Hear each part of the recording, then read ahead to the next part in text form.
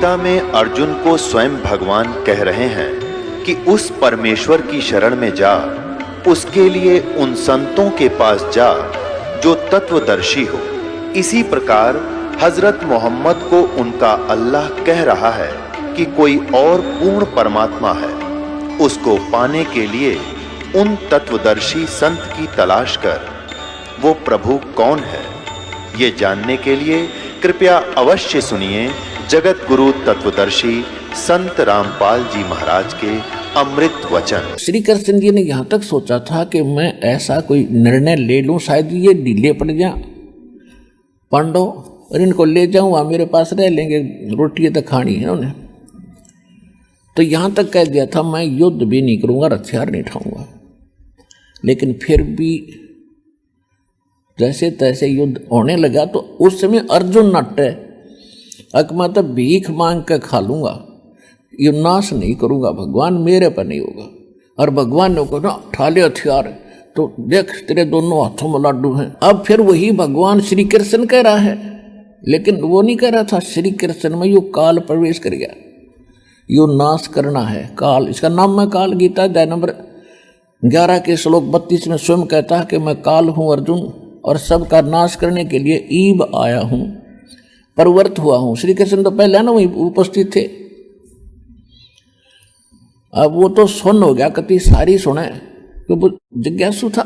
अब विचार कीजिए, उस समय अर्जुन कह रहा है कि हे भगवान हम तो भीख मांग कर खा लेंगे, ऐसा जुल्म नहीं करूंगा। भाई भतीजे ये चाचे ताऊआ के बेटे भाई को दूर थोड़े होया करें, अराधी न मारूंगा मैं, और किसके लिए।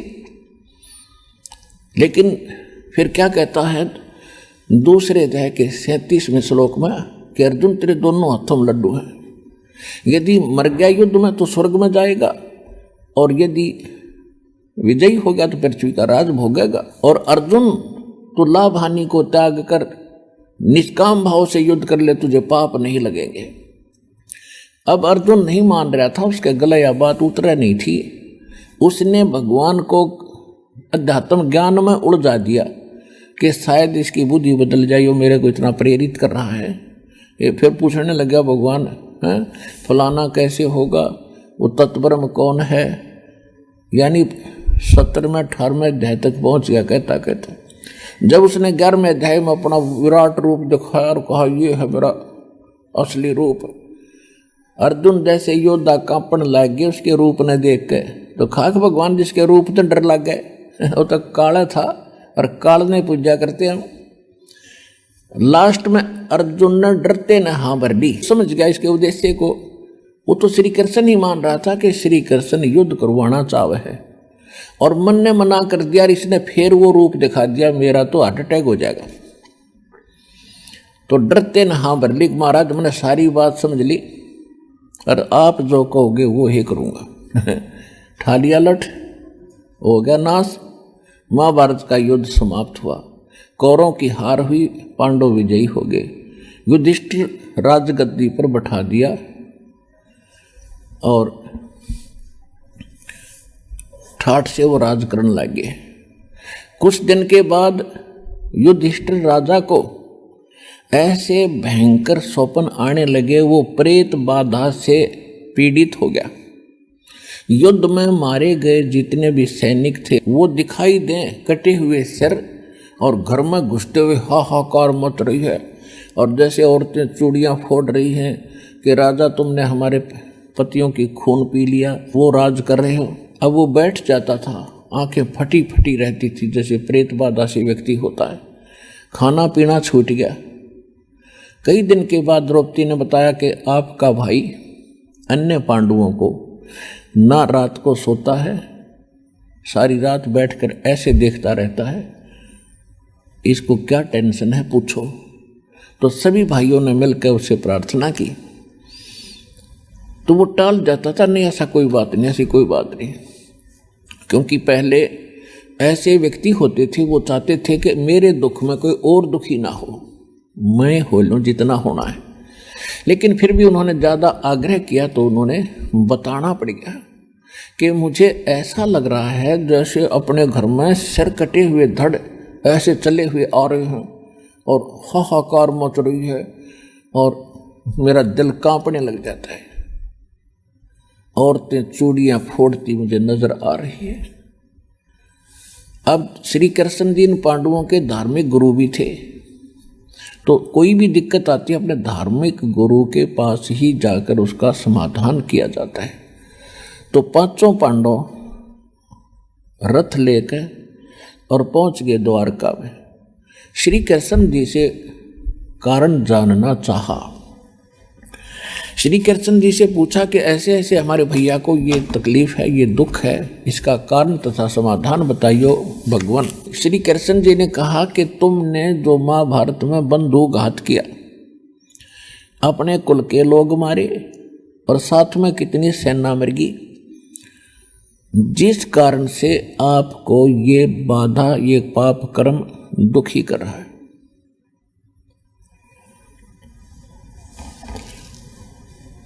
तो उस समय अर्जुन को एक बहुत जबरदस्त झटका लगा कि कमाल की बात होगी, जब महाभारत के युद्ध होने से पहले मैं मना करूं था भगवान, मैं नहीं युद्ध करता, और अर्जुन का मना कर देना युद्ध खत्म हो जाना था।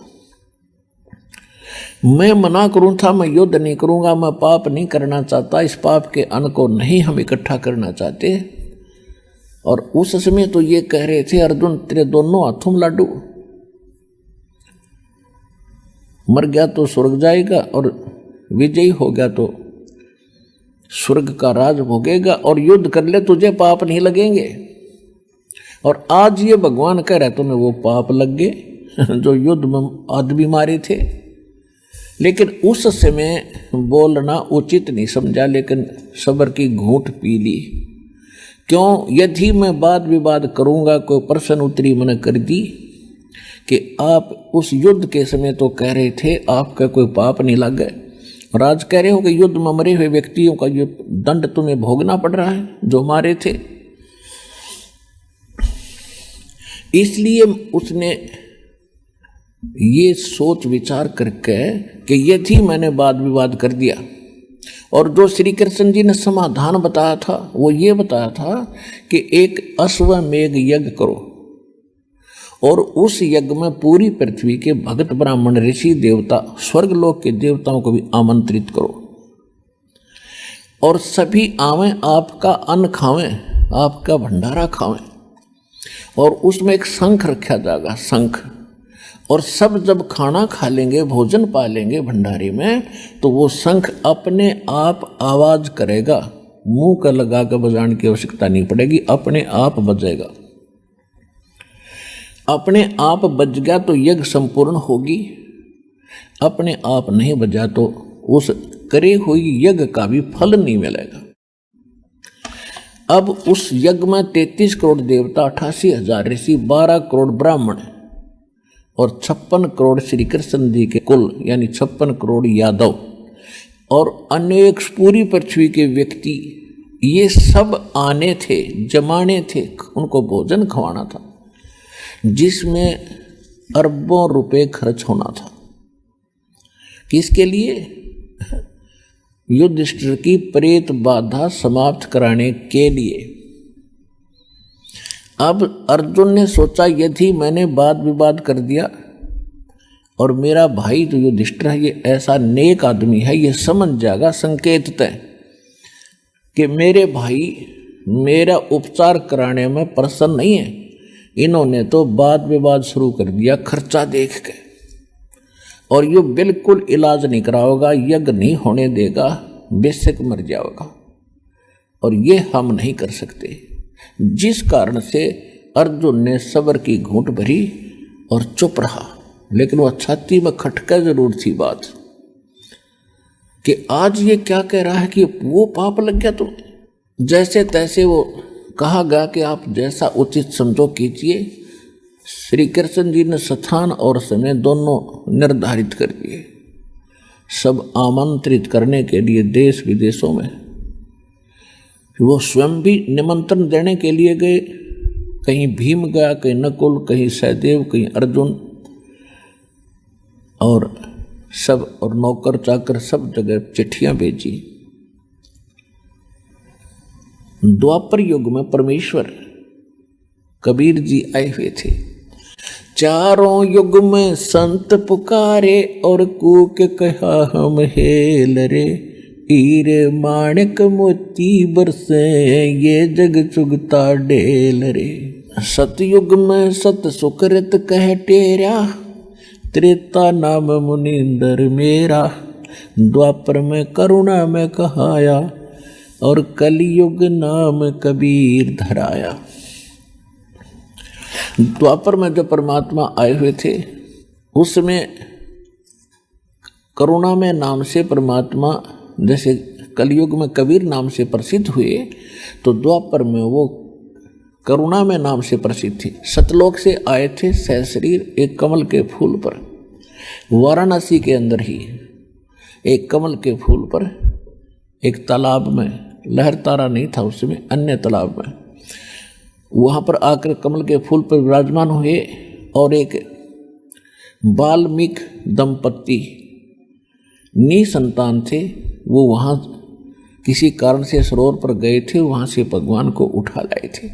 वहाँ परवरिश होने से कारण परमात्मा वाल्मीकि कहलाए थे उस द्वापर में। वो वाल्मीकि नहीं जो सतयुग के वाल्मीकि जी थे, वो अलग थे।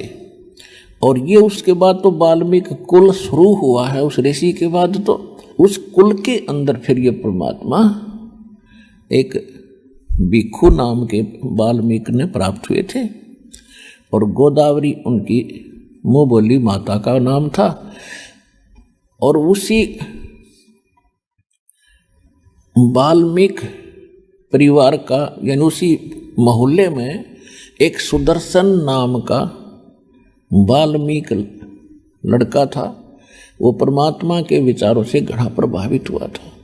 उसकी माता पिता ने भी खूब विरोध किया था पर वो मान्या नहीं। तो परमात्मा की उस ज्ञान से परिचित हुआ, परमेश्वर उनको सचखंड लेकर गए, फिर वापस छोड़ा। तो सुदर्शन का यह बात पक्की दस्तगी थी कि ये करुणा में को नहीं तो भगवान है। उसके बाद पूरी दृढ़ता से उनके द्वारा बताई गई भक्ति कर रहा था। उधर से सभी ये पांडव और उनके अनुचर नौकर निमंत्रण देने के लिए, इनविटेशन देने के लिए इधर उधर जा रहे थे। तो जहाँ सुदर्शन जी की झोंपड़ी थी, कुटिया थी उस भगत की, उस साइड में भीम की सेवा लगी, ड्यूटी लगी निमंत्रण देने की। तो सबसे पहले वो साधु संतों को निमंत्रण दे रहे थे। तो भक्त सुदर्शन जी अपनी झोपड़ी में रहते थे। पहले छोटे छोटे झोपड़ी होती थी थोड़ी थोड़ी दूरी पर, यानी विशेष वो नहीं था समूह रूप में।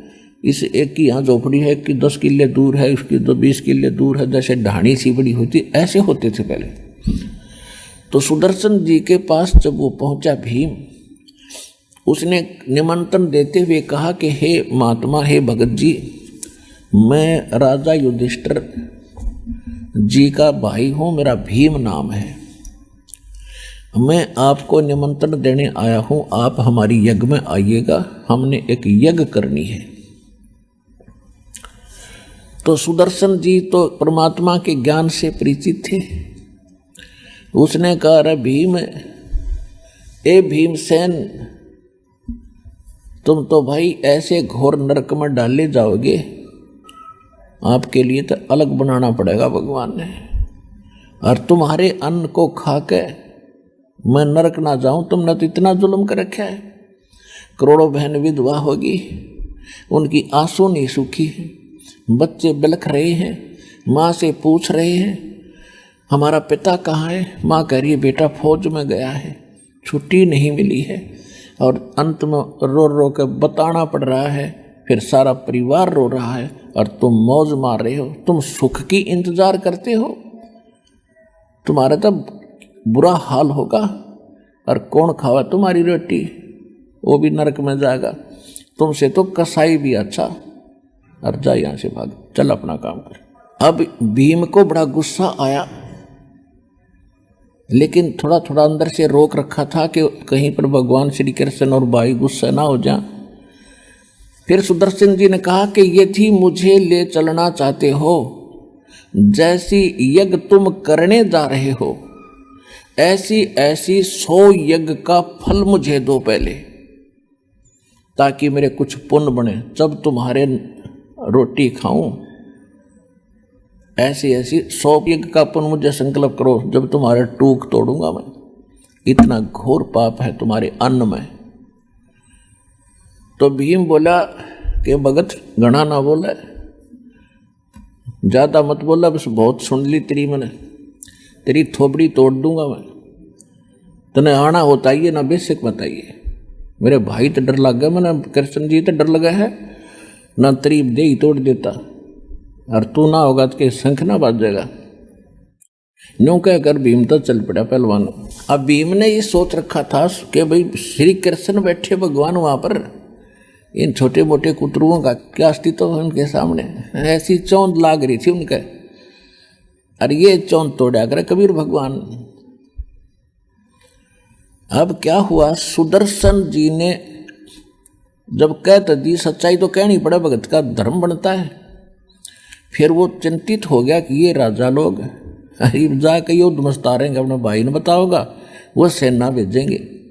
तो वो कबीर परमेश्वर जी के पास गया, अपने गुरु जी के पास, करुणामय जी के पास, और उनको सारी स्थिति से परिचित कराया कि ऐसे ऐसे भीम आया था जी, और मैंने ये उत्तर दे दिया। परमात्मा बोले बेटा खरा जवाब दिया तूने, भगत का यही धर्म होता है, मानो चाहे मत मानो। और एक बात और सुन ले, उनका शंख शंख ना बाजो, सारे डांगर बैठे उड़ाए, ये सारे के सारे 84 के ढोर, ये 33 करोड़ देवता, 88,000 ऋषि और 12 करोड़ ब्राह्मण, ये जितने, और बाकी जनता का तो जिक्र नहीं, वो तो भक्ति बेचारे करते ही नहीं। ये साधना करते हैं तो भी काल की, और इनकी साधना से, इनकी भक्ति से ये 3 ताप भी नाश नहीं हो सकते। ये 3 ताप के अंतर्गत दुख होता है, कोई प्रेत बाधा होती है, कोई घाल घाल देता है, कोई जंतर मंत्र कर देता है, कोई श्राप दे देता है, ये 3 ताप के अंतर होते हैं। तो गरीबदास जी कहते हैं, तुम कौन राम का जपते ही जापम, तात कटे ना ये 3 तापम। तुम किन भगवानों की भक्ति करते हो जिनसे तुम्हारे 3 ताप भी नाश नहीं हो सकते हैं, और उस परमात्मा की भक्ति करो। सतगुरु जो चावै सो कर ही, 14 कोट दूत जम डर ही, ऊत भूत जम त्रास निवारे, और चतर गुपत के कागज पाड़े।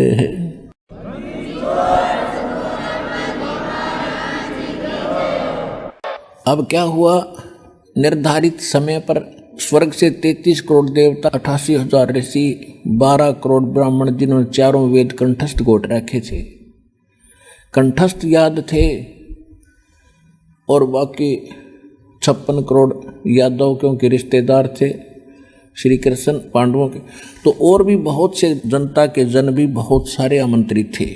और एक शंख रख दिया अलग से, एक अलग से स्टेज बनाकर, एक स्थान बनाकर न्यारा, और शंख रख दिया एक सुसज्जित स्थान पर। सब ने भोजन खा लिया, और शंख ने टस से मस आवाज नहीं करी। तो युधिष्ठिर जी श्री कृष्ण जी के पास गए कि भगवान शंख नहीं बजा, क्योंकि सबकी नजर शंख पर थी कि शंख बज गया तो यो सारा खर्चा पूरा होया, ना तो व्यर्थ गया। अब उधर से वो देवता लोग स्वर्ग के आए हुए ब्राह्मण आपस में फुसर कर रहे हैं, अरे शंख कैसे बजेगा, इनके तो पाप बहुत करे, इन्होंने तो करोड़ों व्यक्ति मार रखे हैं, ऐसे बच जाएगा शंख। बताइए, इनकी कहानी थी। फिर तुम टिंडे लेना आए थे यहाँ पर तुम क्या करना आए थे, खागड़ो नाते इसका अच्छा। अब क्या हुआ, श्री कृष्ण ने भी भोजन खा लिया और फिर भी शंख नहीं बजा। युधिष्ठिर जी कहने लगे, भगवान हमने पापा गणे कर रखे, ये शंख नहीं बाजे। श्री कृष्ण जी बोले, भाई इस शंख ने बजाने वाला आया ना है यहाँ पर। अब परमात्मा ने श्री कृष्ण की बुद्धि ऑन कर दी, यो बोल दे साची साची।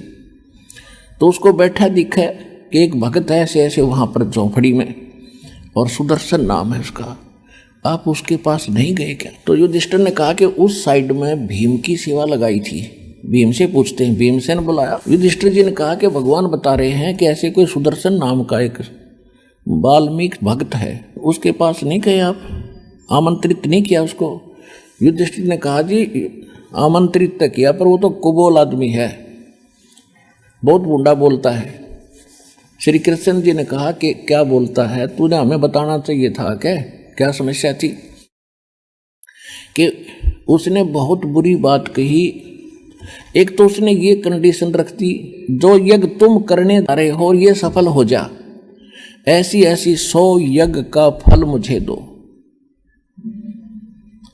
और दूसरे अटपट गणी बकवाद करे था, यूं बोला तुमने तो इतने पाप कर रखे, तुम्हारे अन्न को कौन खावे, नरक में जाओगा और तुम्हारा तो बुरा हाल होगा, तुम सिड़का मरोगे, तुमने इतने पाप कर रखे। बहुत गलत बोला, मैं बता भी नहीं सकता आपको बहुत सी बातें। तो श्री कृष्ण जी को भी पता था कि ये घाटियों बिना गाल काया होगा, इसने बकवाद करी होगी, कबीर के पहलवान है। तो श्री कृष्ण जी ने पूछा आपने क्या उत्तर दिया?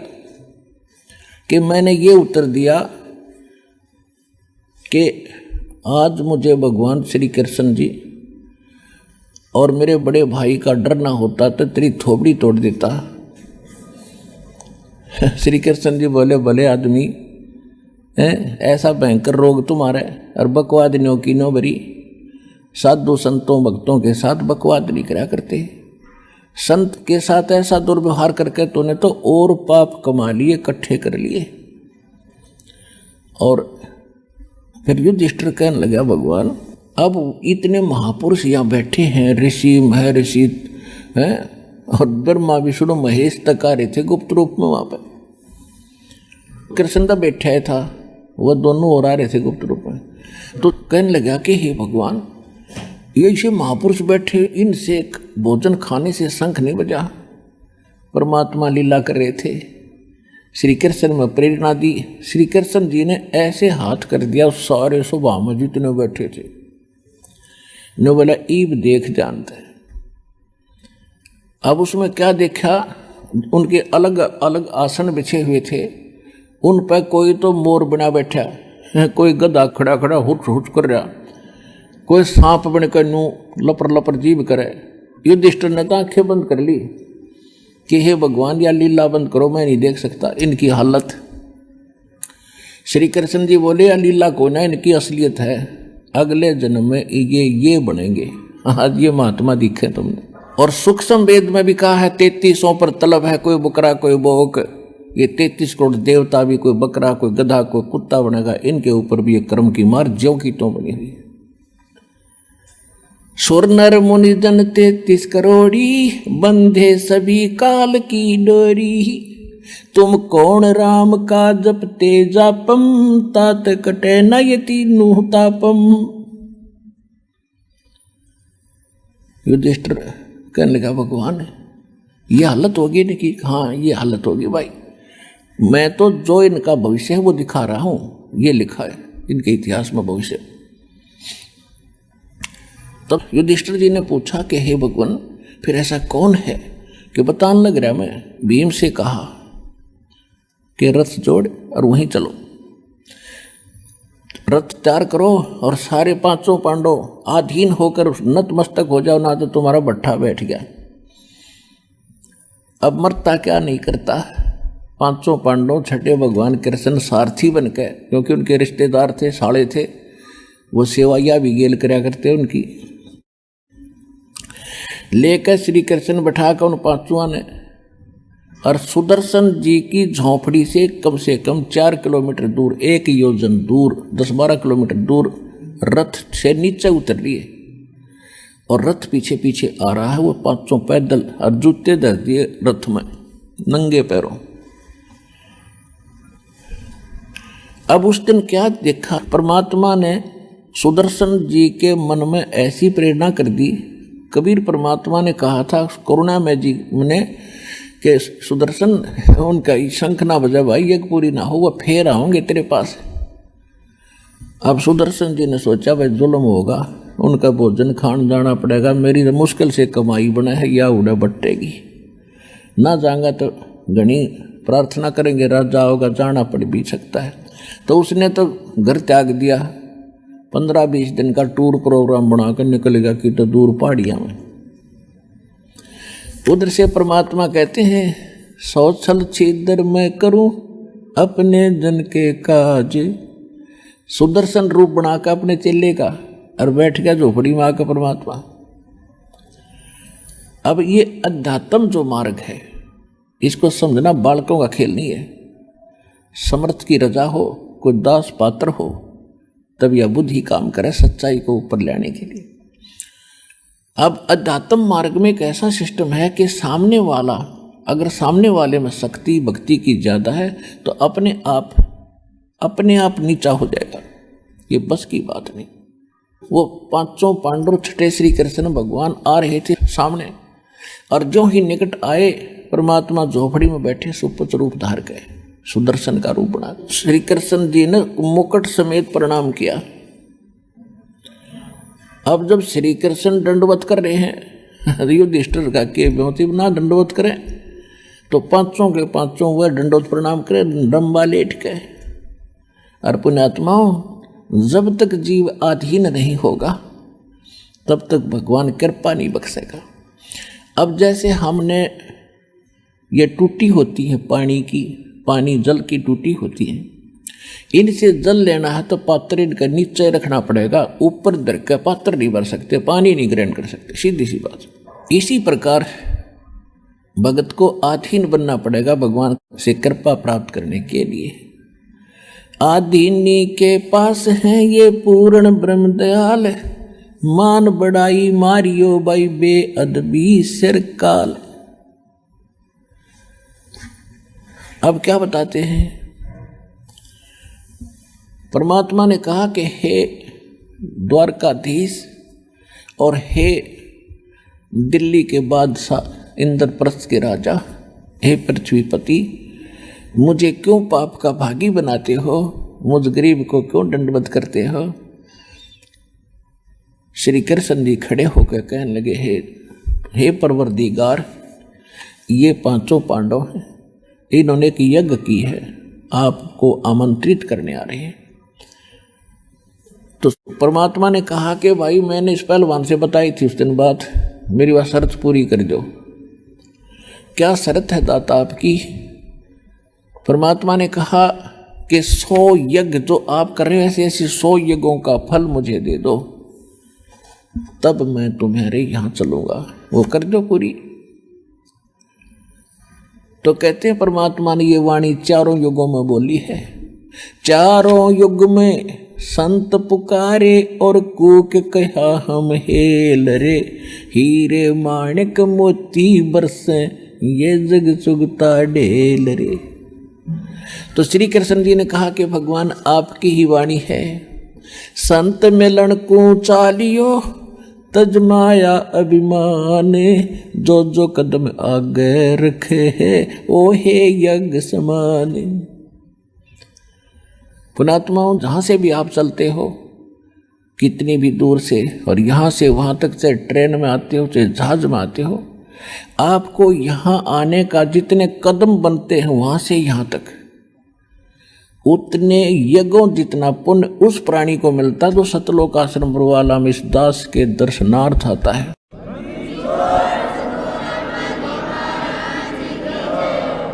एक एक कदम एक यज्ञ के तुल्य है। कैसे आता है? अपने पद और पोस्ट और धन और किसी अन्य जाति वर्ण के अभिमान को घर छोड़ आवे कि तक कुएं में गिर दे झेरे में, तब यहाँ आवे। कति नम्र हो के, जैसे कोई रोगी हो भयंकर और उसको डॉक्टर के पास ले जाते हैं, चाहे वो कितना बड़ा अधिकारी और कितना बड़ा सेठ हो, तो डॉक्टर उसको कहता कपड़े उतार दे, जब उतार देगा, क्योंकि उसने तो अपनी जान बचाना उद्देश्य होता। उस समय वो भूल जाता मैं क्या हूँ, उसने जान दिखाई देती है। वो कहता वहाँ चेक कराओ, उसी समय पहुँच जाता जांच कराने के लिए, ऐसा कर लो, अच्छा जी। तो वहाँ उसको अपनी जान दिखाई देती है और डॉक्टर वहाँ उसकी रक्षक दिखाई देता है। तो इसी प्रकार जब आप यहाँ आओ, आपको बहुत बड़ा भयंकर रोग है जन्म और मरण का, और यहाँ कष्ट पे कष्ट आपके कर्मों की आपको रगड़ने के लिए तैयार खड़े, आपके प्रारब्ध में किस्मत में रखे, उन सब को खत्म किया जाएगा और आपको भक्ति युक्त किया जाएगा सतलोक आश्रम बरवाला में।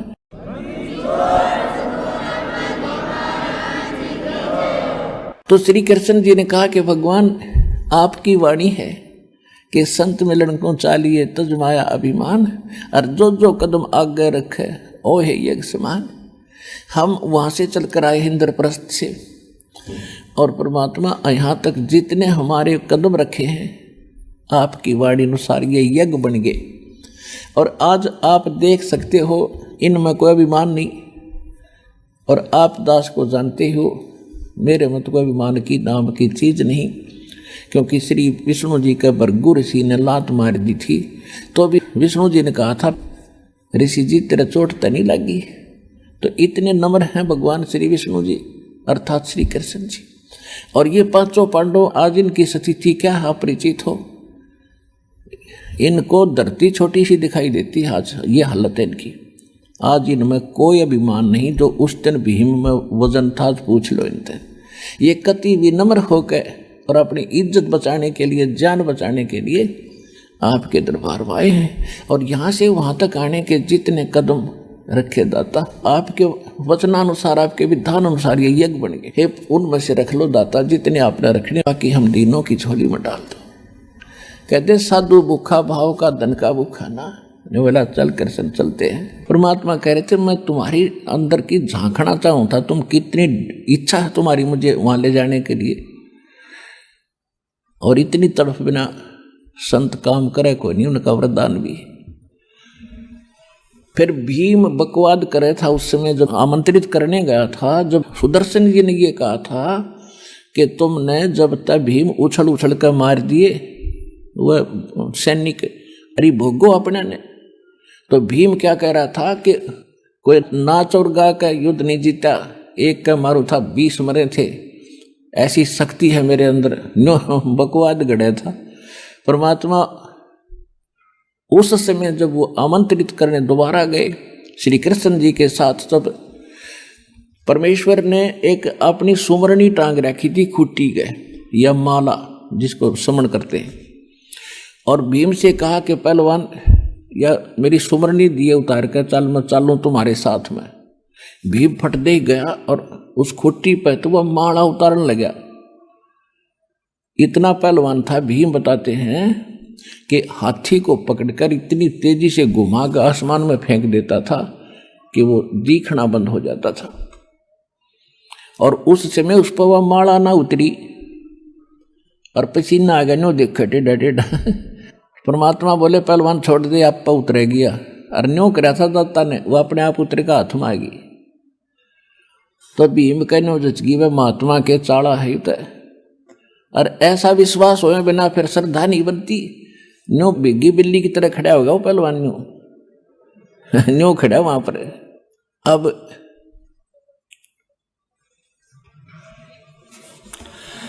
अब आदरणीय गरीबदास साहिब जी ने परमात्मा की महिमा कैसे अपने अमृत वचनों में कैसे कलम तोड़ रखी है, थोड़ी थोड़ी ये भी सुना दूं, क्योंकि ये सब सिद्ध वाणी है। उस परमात्मा का दिया हुआ गरीबदास में फीड किया हुआ ज्ञान उन्होंने ज्यों का त्यों बोला है। और इस वाणी को अधिकारी के वचनों से सुनोगे तो पूरा असर होगा। ये दास है आज ये अधिकारी से अमर कथा को सुनाने, पढ़ने और पढ़ाने का।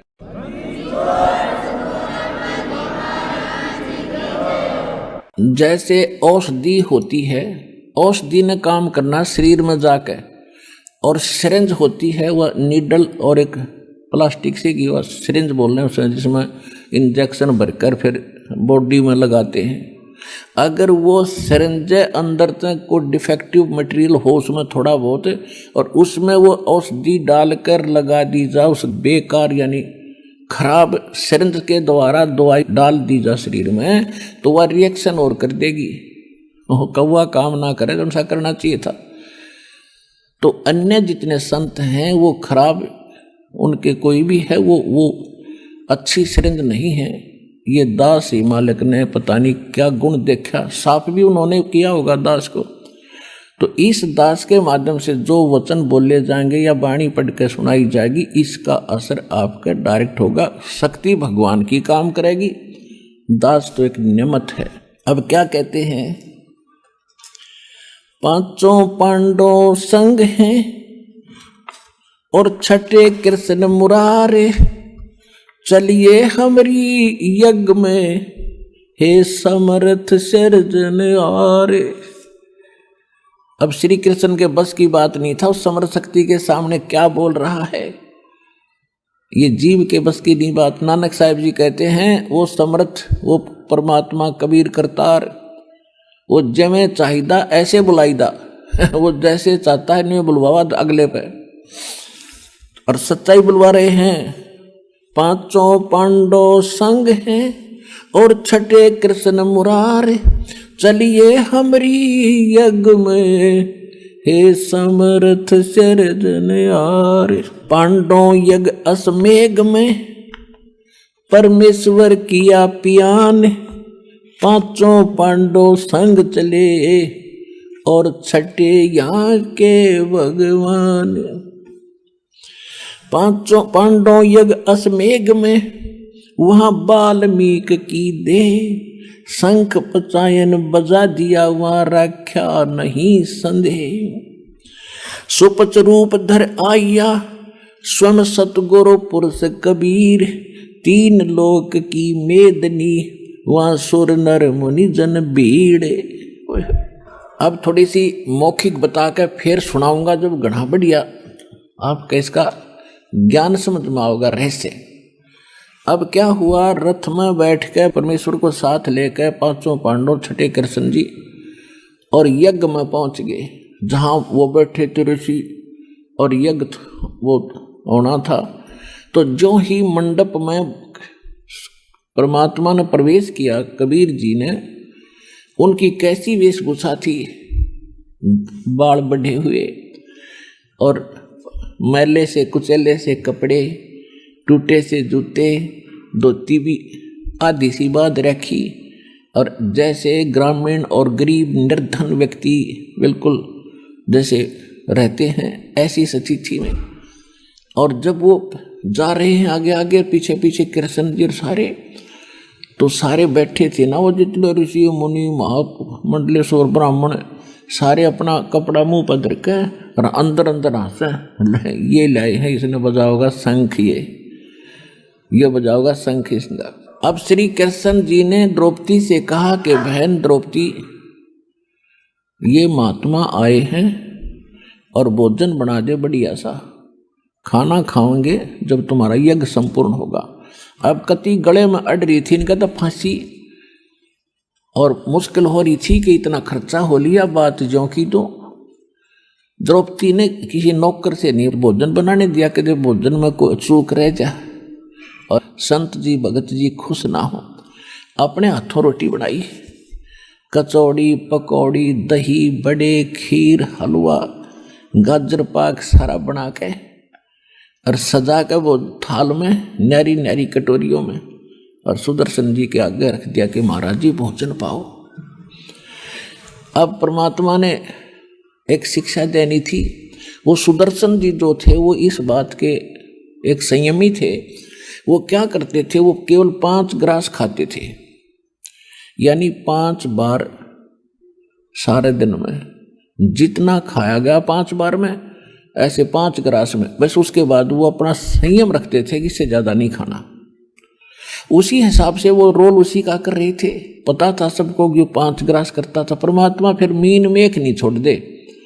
उन्होंने क्या किया, सभी खीर हलवा कचौरी पकौड़ी दही बड़े दाल सब्जी सारी थोड़ी थोड़ी सी लेकर और थाली में डाल ली, कटोरी बाहर धर दी, और फिर उनको लगे मिलाने, ये दिखाने के लिए कि आज तैयो मन नारे नारे चटपटे भोजन करके तड़का फिर मांगेगा, फिर जीभ खराब होगी।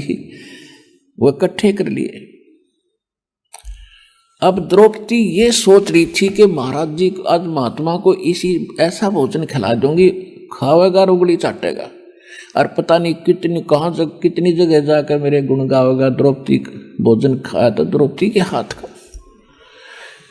और ये विशेषकर सभी बहनों का एक विशेष भाव होता है कि अतिथि घर पर आ जाते घना अच्छा भोजन बना कर कि कहीं ये जाकर कहीं न्यो ना कह देख ऐसे घर में गया था उस बहन ने रोटी भी ना बनानी आई। इसलिए उसका प्रत्येक संभव प्रयत्न रहता है कि बढ़िया से बढ़िया भोजन नमक मिर्च सही बना कर दूं। और फिर ये इंतजार करती है खाने वाला सरा होगा कि बेसरा होगा। अब उन्होंने तो कोई चांस है ना दिया, उन्हें इकट्ठा कर लिया सारा ही। तो द्रौपदी ने घना दुख मान्या कि मैंने 2 घंटे तक फुड़वाई दुमे में और स्पेशल अपने हाथ से भोजन बनाया और यू रहा सुदर का सुदर, इसने खान का बिना बेरा यू काहे का शंख बजाओगा। यह मन बड़ा दुष्ट है, 1 मिनट में पता नहीं के विकल्प संकल्प करके और भट्ठा बैठा दिया आत्मा का। अब परमात्मा तो अंतर्यामी थे, जान गए कि इसमें करड़ रह रही है थोड़ी सी, इसने भी ठीक करूं द्रौपदी ने। अब परमात्मा ने एक बार वो ग्रास खाया एक, और उस शंख ने आवाज करी और फिर बंद हो गया। ऐसे 5 बार में जितना थाली में डाला था 5 बार में चाट के खा गए और 5 ही बार शंख बज के बंद हो गया। अब युधिष्ठिर बड़ा खुश हुआ कि भगवान ओए होए आप तो जानी जान हो, आपने कहाँ ढूंढा ये महापुरुष, हमारा तो बन गया काम।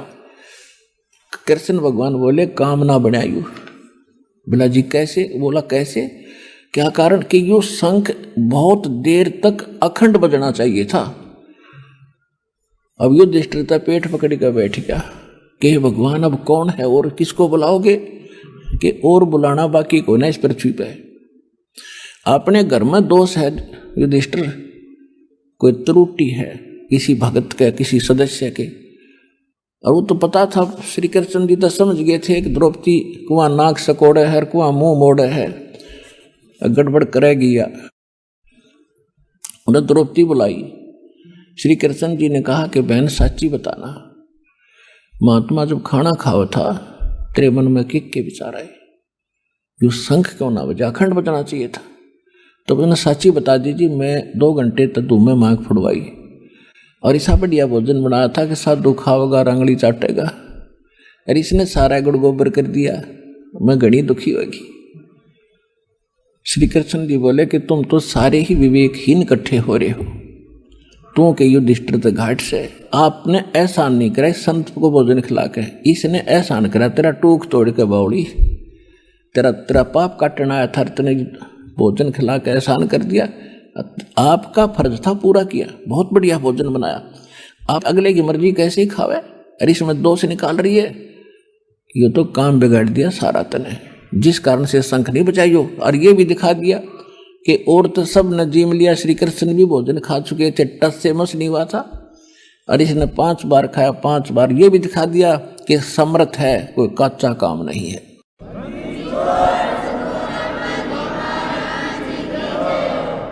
अब कहते मरता क्या नहीं करता, पसीने आ गए द्रौपदी के कि गलती बन गई महाराज। परमात्मा बोले माफी मांग, महापुरुष है, और इसके चरण धो के पीतन के बाल्मीक दिखाई दे हरिजन सा, इसके एक बाल के बराबर 3 लोक नहीं है, इतनी समर्थ शक्ति है। श्री कृष्ण जी तो सामने दिखे थे, भक्ति युक्त परमात्मा थे, खुद हुए थे। अब मरता क्या नहीं करता, द्रौपदी लाई प्रांत उठा कर बढ़िया, और उसमें लोटा लाई पानी का भर के, महाराज जी चरण दोंगी, अग धोले बेटी, दोनों पैर धर दिए प्रांत में परमात्मा ने, और द्रौपदी ने पैर धोए, उल्टा घाल के लोटे में पीण लगी, आधा पी लिया। जब श्री कृष्ण जी बोले कि बेबे बहन मुझे भी दे दे आधा के, इसे महापुरुष का चरण अमृत कच मिल रहा है। धूल से भरे हुए चरण नो के नो दो के, और गट गट पी गए। ज्यों ही द्रौपदी ने और श्री कृष्ण ने वो चरणामृत लिया, शंख ने अखंड धुन करी, नो स्वर्ग तक वाणी सुनी। बोलो सतगुरुदेव।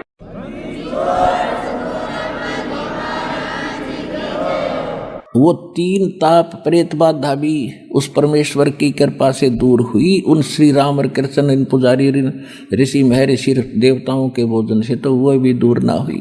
तुम कौन राम का जपते जापम, तात कटे ना ये तीनों तापम। सतगुरु जो चावे सो करही, 14 कोट दूत जम डरही।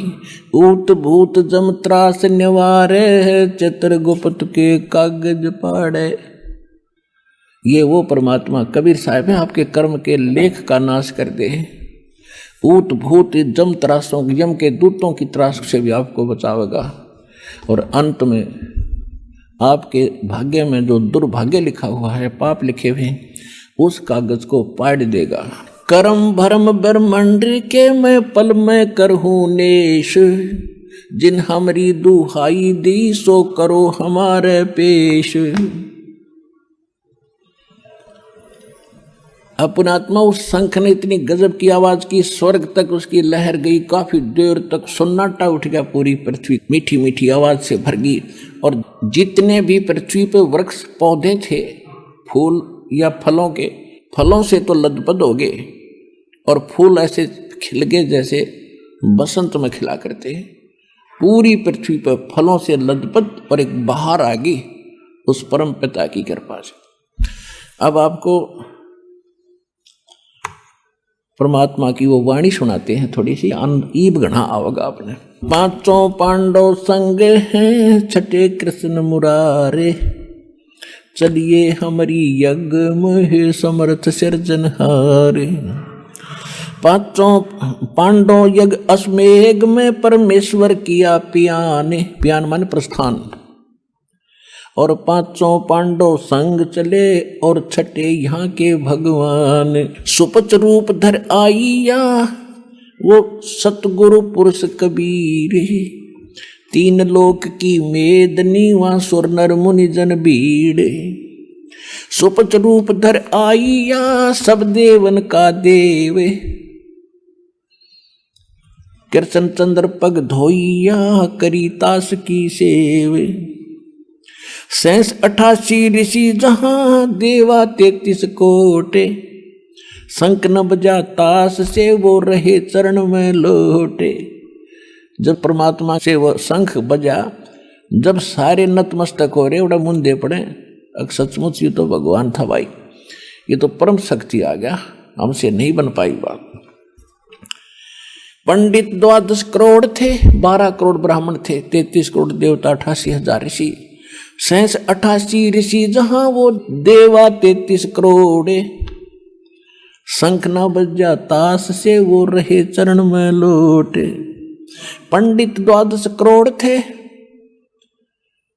और 84 शब्द। शंख न बजा तास से, वो पिए मान का मद। उनसे शंख नहीं बजा 33 करोड़ देवता, 88,000 ऋषि, 84 शब्द। ये गोरखनाथ जैसे शब्द हम आते हैं, कहते ये भी गुप्त रूप में वहां बैठे थे, इनसे शंख नहीं बजा। सुपच रूप को देख कर द्रौपदी मानी शंख। सुपच रूप में परमात्मा को देख कर द्रौपदी के मन में शंका पैदा होगी कि यू काहे के शंख बजावेगा।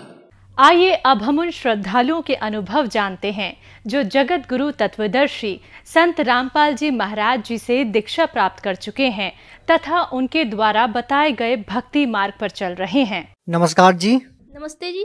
क्या नाम है जी आपका? मेरा नाम नीलम मेहता है। नीलम जी, कहाँ से आए आप? जी मैं हजारीबाग झारखंड से हूँ। अच्छा, आपसे ये जानना चाहेंगे कि संत रामपाल जी महाराज जी से कब जुड़े आप? मैं 3 नवंबर 2014 को जुड़ी थी। संत रामपाल जी महाराज जी से नाम दीक्षा लेने से पहले कोई भक्ति करते थे आप? जी काल मतलब देवी देवता की भक्ति थोड़ा मोड़ा करती थी, मुझे कोई इंटरेस्ट नहीं था। क्यों? मुझे पता नहीं है, मुझे ये सब चीज़ में मन ही नहीं लगता था कि ये कोई रियल है। मुझे मतलब पता ही नहीं था कि कोई परमात्मा भी होता है। बस दिल में था कि हमको परमात्मा चाहिए, मतलब चाहिए कि वहाँ मुझे दिल में आता था कि जन्मते हैं मरते हैं, जन्मते हैं मरते हैं, क्यों, कब समाप्त होगा ये। तो फिर संत रामपाल जी महाराज जी से क्यों जुड़े? जी मैं सत्संग के माध्यम से जुड़ी। मैं सत्संग सुन रही थी और तभी तो मुझे कोई ज्ञान नहीं था, क्योंकि मुझे इन बाबाओं पर कोई विश्वास ही नहीं था। फिर आप संत रामपाल जी महाराज जी का सत्संग क्यों सुन रहे थे? जी इच्छा मेरी नहीं थी, बस मुझे था ये चीज़ कि ये जन्मना मरना और ये गधा सुअर कुत्ता ये सब बनता है, ये सब कभी रुकेगा या फिर ये चलता ही रहेगा, कभी मेरा एंड होगा। मुझे यही मतलब ख्याल ऐसे अकेले में बैठते थे, या कभी वॉशरूम में या फिर कहीं भी हम जाते तो ये ख्याल अकेले में आता ही आता था कि मेरा एंड कब होगा। तो फिर आपको क्या रिजल्ट मिला संत रामपाल जी महाराज जी के सत्संग सुनकर? किस बात से आप ज्यादा प्रभावित हुए? जी, मैं सत्संग तो ऐसे ही सुनती थी, नींद भी बहुत आता था, सो भी जाती थी। लेकिन एक बार मैं सत्संग सुन रही थी तो गुरुजी ने कहा कि ये दास उस परम पिता का कुत्ता है जो परमात्मा को, धनियों को भौंक भौंक के जगा रहा है। जो कुत्ते के भौंकने से नहीं जागते वो बाद में बहुत पछताते हैं। तो ये इतनी अधीनता आज तक मैं किसी में दिखी ही नहीं, ना कोई संत, ना कोई गुरु, या किसी में दिखी ही नहीं। आज तक इतना अधीन कोई हुआ ही नहीं। तो ये चीज़ मुझे इतनी अट्रैक्ट कर गई कि नाम लेंगे तो इन्हीं से लेंगे, नहीं तो फिर भक्ति नहीं करेंगे। इसलिए मैं इन्हीं से दीक्षा ली। फिर मैं बोली पापा को कि हमको चलना है। मेरी एज तभी 14 या 13 रही होगी। तो पापा बोले इतना जल्दी तुम नाम दीक्षा लेगी, ऐसा नहीं होता है, तुम पहले समझ लो। क्योंकि शायद उनको लगा होगा कि बहुत बच्ची है, मेरी मदर की डेथ हो चुकी थी, तो उनको लगा कि ये हड़बड़ा गई है, ऐसे ही ये मतलब देख के और लेना चाह रही है। लेकिन नहीं, हम बहुत रोते थे कि ऐसा भी कोई है जो इतना अधीन से कोई बोल रहा है कि उस परम पिता का कुत्ता है, बोल रहा है कि हम लोग धनी हैं, और वो अपने आप को कुत्ता बता रहे हैं। तो ये चीज़ मुझे बहुत अट्रैक्ट की। अच्छा, आप ये बताइए कि जो भक्ति साधना चलती आ रही है समाज में, और जो संत रामपाल जी महाराज जी भक्ति साधना बता रहे हैं, वो किस तरह से अलग है? जी, जो भक्ति साधना समाज में चल रही है उसका कोई आधार ही नहीं है। बस जो पूर्वज से चलता आ रहा है वो चलता आ रहा है। आज हम किन्हीं से पूछते हैं कि ये पूजा कहाँ से स्टार्ट हुआ, इसका क्या निष्कर्ष है, ये क्यों करते हैं, उसके पास कोई आधार नहीं। एक ऐसे ब्राह्मण चलता फिरता जैसे कोई मांगने वाला था, वो जोगी धर के ऐसे कपड़ा, तो उन लोग आए थे। तो जब हम लोग बताएं कि आप लोग क्यों ऐसे मांगते हो, जब आप लोग के पास कोई प्रमाण नहीं, आप संत रामपाल जी महाराज को जानते हो, फिर उन्होंने कहा कि क्यों मेरे पेट पे लात मार रहे हो।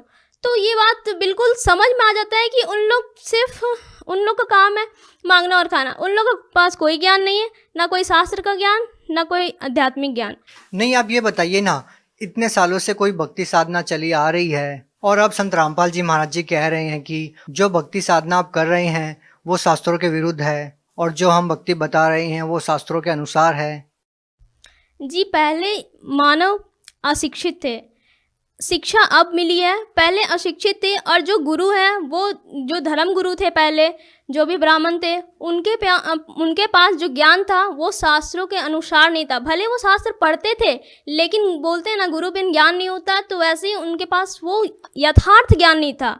वो ज्ञान नहीं था जिससे मोक्ष प्राप्ति हो सके। ज्ञान था लेकिन उसका कोई मतलब निष्कर्ष नहीं था। ऐसे हम शिव की भी कर रहे हैं, ऐसे हम ब्रह्मा की, विष्णु की, और ऐसे दुर्गा की भी कर रहे हैं, लेकिन मोक्ष नाम की कोई चीज़ थी ऐसा हमको पता ही नहीं था। समझ में आता था ना कि मोक्ष बहुत कठिन है, जो हमें जंगल में जाकर मिलेगा, जंगल में जाकर तपस्या करना, इतना कौन हार्ड काम करेगा। आज हमें पढ़ना है, खाना है, इतना सारा काम है, कोई जंगल में जाकर करेगा, ये बहुत कठिन काम था। ये मतलब दिमाग से निकाल दिया था कि ये सब भी कोई चीज़ होती है। तो फिर जब हम ज्ञान सुने अपने गुरुजी का, संत रामपाल जी महाराज का, तब पता चला कि ज्ञान होता वास्तव में क्या है।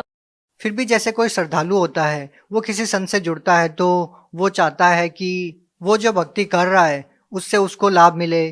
तो हम आपसे ये जानना चाहेंगे कि संत रामपाल जी महाराज जी से नाम दीक्षा लेने के बाद, उनके द्वारा दी गई भक्ति को करने के बाद, क्या आपको कोई लाभ मिला जिससे आप ये कह सकें कि वास्तव में इस भक्ति से आपके जीवन में कोई सुधार आया है?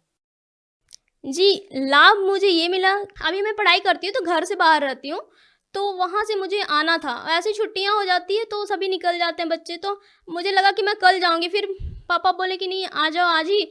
तो बहुत लास्ट गाड़ी बच रहा था, शाम की गाड़ी, जो मेरे घर तक छोड़ती। वैसे बीच बीच में स्टॉपेज करके मुझे जाना पड़ता। तो मैं सोची कि ये लास्ट गाड़ी चल रहा है, मैं इतना तैयार होकर इतना बजे निकल जाऊँगी। लेकिन हुआ ये कि मेरा लेट हो गया 2 या 3 मिनट के लिए, वो गाड़ी खुल चुकी थी।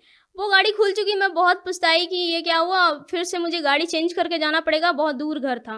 तो फिर मैं फिर भी बैठ गई कि ठीक है, हम गाड़ी चेंज ही कर लेंगे, लेकिन जाएंगे घर। जब तैयार होकर निकल गए तो पता चलता है, जब मैं घर पहुंची उससे पहले पता चल गया कि जिस गाड़ी में मैं बैठने वाली थी, जो डायरेक्ट गाड़ी थी, उस गाड़ी का 10 किलोमीटर आगे जाके एक्सीडेंट हुआ, इतना भयानक एक्सीडेंट हुआ, इतना भयानक हुआ कि आगे से तो आगे गाड़ी मारा, पीछे से भी गाड़ी उसको ठोका, और इतना भयानक एक्सीडेंट कि क्या हाल हुआ होगा, जो आगे से भी गाड़ी मारे, पीछे से भी गाड़ी मारे, वहाँ के जो बैठे होंगे जो यात्री, उन लोगों को क्या हाल हुआ होगा, ये मैं सोच के मेरा मतलब कलेजा काँप गया। और फिर मैं घर पहुँची, परमात्मा के धन्यवाद की कि आज मृत्यु से बचा लिया परमात्मा। आजकल एक ट्रेंड चला हुआ है, संत रामपाल जी महाराज जी के जो अनुयायी है वो जो शादियाँ करते हैं वो बिल्कुल दहेज रहित करते हैं। मात्र 16 मिनट में उनकी शादी संपन्न हो जाती है। इसके बारे में आप कुछ बताइए। जी, ये परमात्मा हम लोग के पर उपकार किए हैं, और हमारे मतलब जो फैमिली है उन लोग के ऊपर भी, क्योंकि ये जो लड़कियों को अभिशाप मान लेते हैं कि उनको दहेज के कारण, उनकी तिलक के कारण ही उनको मतलब मारा जाता है, गर्भ में ही मार दिया जाता है उनके पहले ही, क्योंकि समाज में ये कुरीति फैल चुकी है।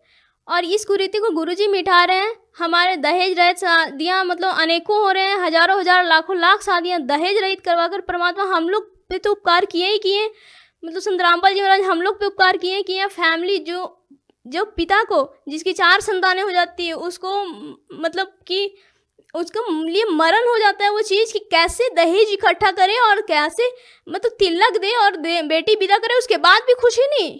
आज लाखों ऐसे प्रमाण है, आज पेपर में यहाँ छप जाते हैं, वहाँ न्यूज़ पे आते हैं कि बेटियाँ यहाँ मर गई, वहाँ जल गई, कहीं सुरक्षित नहीं है, इतना दहेज देने के बाद भी नहीं। संत रामपाल जी महाराज के वचन से यहाँ शादियाँ हो रही है दहेज रहित, जो आज जो अभी समाज हमारा देख रहा है उनमें एक अच्छा मतलब लेसन मिल रहा है, एक कि क्या मतलब जो ये हवा फैल चुका है ना कि हमें दहेज लेना ही है, मेरा बेटा ये बन गया, हमको इतना लेना है, इतना देना है, ये चीज़ मिट गया है लगभग।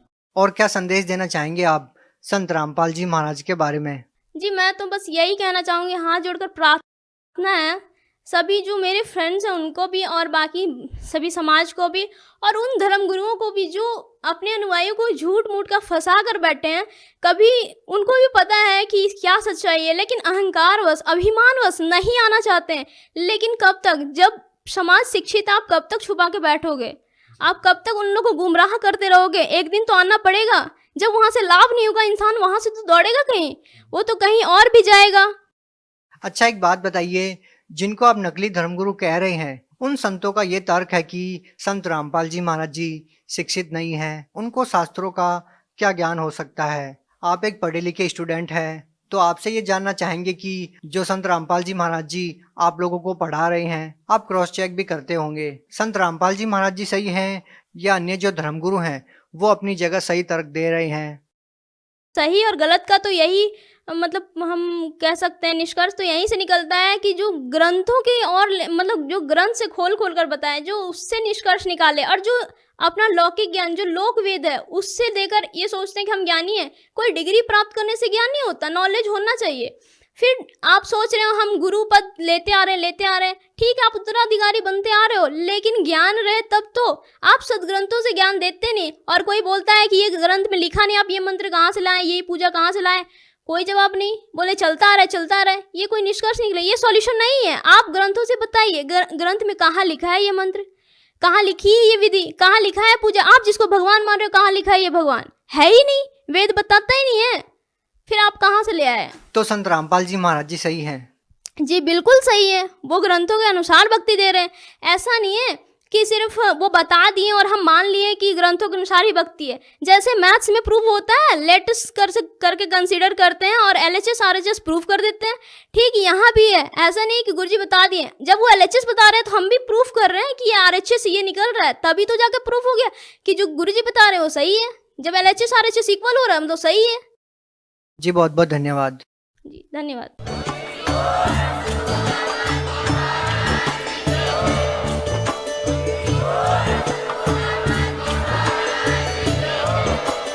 आप सुन रहे थे जगत गुरु तत्वदर्शी संत रामपाल जी महाराज जी के मंगल प्रवचन। अधिक जानकारी के लिए विजिट कीजिए हमारी वेबसाइट www.jagatgururampalji.org। संत रामपाल जी महाराज जी के शुभ आशीर्वाद से पूरे विश्व भर में 500 से भी ज्यादा नाम दीक्षा केंद्र हैं, जिन पर संत रामपाल जी महाराज जी द्वारा ऑनलाइन निशुल्क नाम दीक्षा दी जा रही है। अपने नजदीकी नाम दीक्षा केंद्र का पता करने के लिए संपर्क करें 8222 880541।